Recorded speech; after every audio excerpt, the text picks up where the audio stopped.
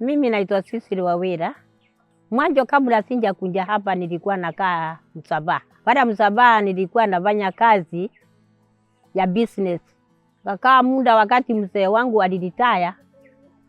Tukaona vizuri tuje shambani. Tayari tulikuwa na mifugo. Tulikuwa tumeandika mfanyikazi. Wakati nachimba kisima, huyu alikuwa ananichimbia kisima. Akaniambia kuna watu wako na sola.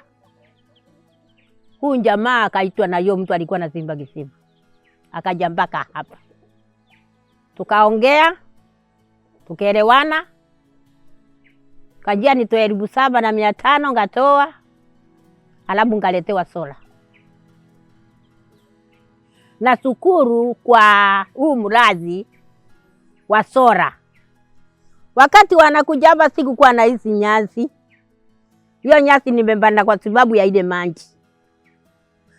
Mwaka jana nimeuza mchicha sana wakati wa kazi. Sababu ya ile maji nilipata faida, nilikuwa naingiza 1,000 kila wiki.